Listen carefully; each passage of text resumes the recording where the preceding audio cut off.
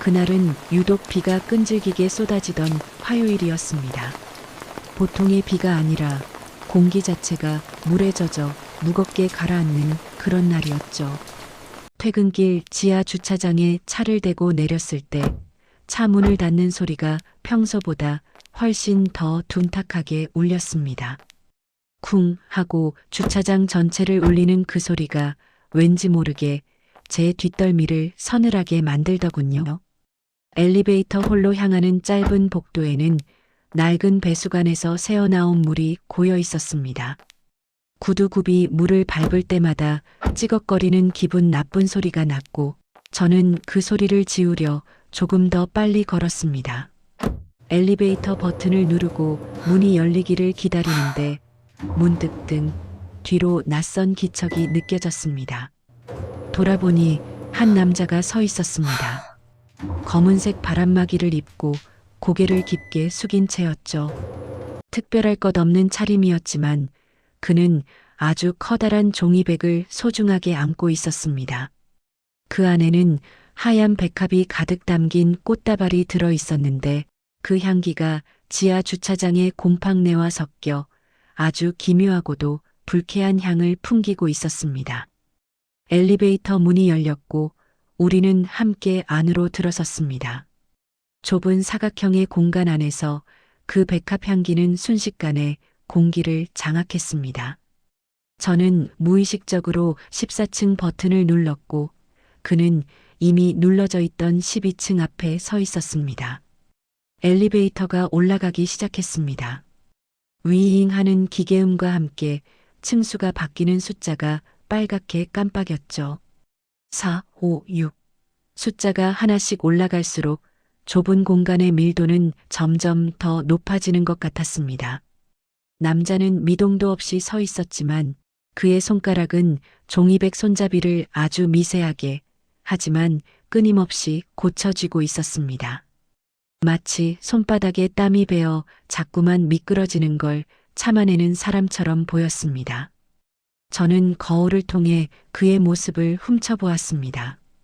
그는 여전히 고개를 숙이고 있었지만 그의 시선은 바닥에 닿아 있지 않았습니다.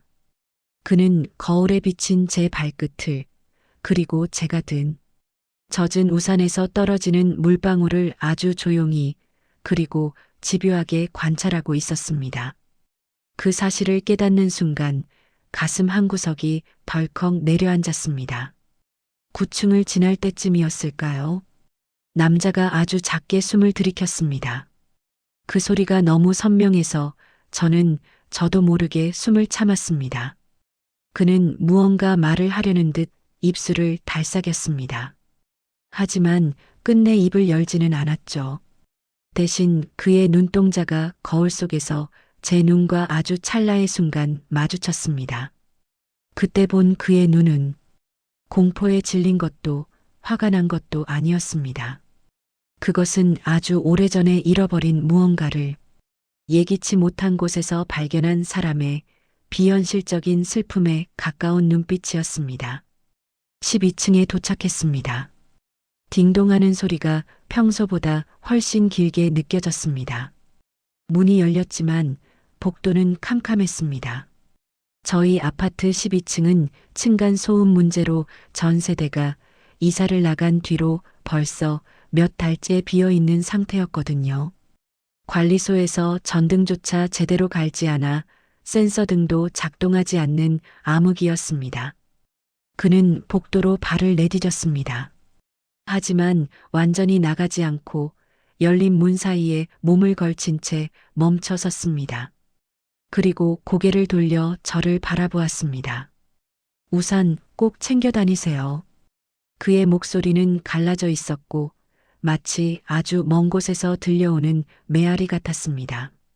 저는 당황해서 제 손에 들린 장우산을 한 번, 그리고 남자의 얼굴을 한 번 번갈아 보았습니다. 저는 이미 우산을 들고 있었고 밖에는 폭우가 쏟아지고 있었습니다. 우산을 챙기라는 말은 상황에 전혀 맞지 않는 엉뚱한 참견처럼 들려야 했습니다. 하지만 그의 표정은 진지했습니다. 아니, 절박해 보였습니다. 마치 제가 모르는 어떤 거대한 비극이 제 등 뒤에서 입을 벌리고 기다리고 있다는 걸 알려주고 싶은 사람처럼요. 엘리베이터 문이 닫히기 시작했습니다. 문틈 사이로 마지막으로 본 그의 모습은 캄캄한 12층 복도, 한복판에 그 하얀 꽃다발을 들고 우두커니 서 있는 뒷모습이었습니다. 14층에 내려 집 안으로 들어왔지만 제 옷깃에는 여전히 그 진한 백합 향기가 배어 있었습니다. 거실 불을 켜지도 못한 채 현관문에 귀를 대고 서 있었습니다. 아래층에서 들려오는 소리에 집중했죠. 하지만 아무 소리도 들리지 않았습니다. 사람이 살지 않는 층의 정막만이 바닥을 타고 올라왔습니다. 그 남자는 정말로 12층으로 간 걸까요?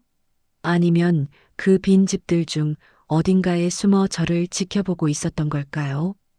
그가 말한 우산은 정말 비를 피하는 도구를 말한 것이었을까요? 다음 날 아침 출근을 위해 12층을 다시 보았습니다. 엘리베이터가 12층을 지나칠 때 저는 제 눈을 의심했습니다. 닫힌 12층 문 앞에는 어젯밤 보았던 그 백합 꽃다발이 놓여 있었습니다.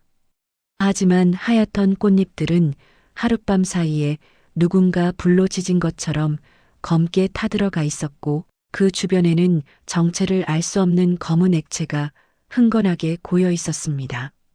경찰에 신고해야 할지 관리소에 물어봐야 할지 고민하며 엘리베이터 거울을 보았습니다. 그리고 발견했습니다. 제 구두 밑창에 묻어있던 어제는 보지 못했던 진흙 자국을요.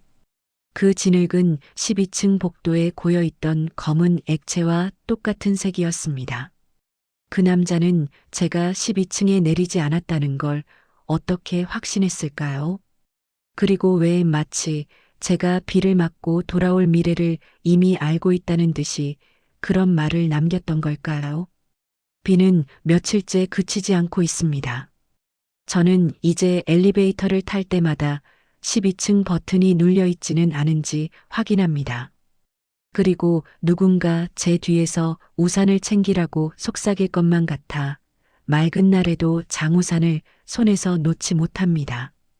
그 남자가 본 것은 제가 아니라 제 등 뒤에 붙어 있던 어떤 그림자였을지도 모른다는 생각이 들 때마다 저는 집안의 모든 불을 켜고 현관문을 걸어 잠급니다.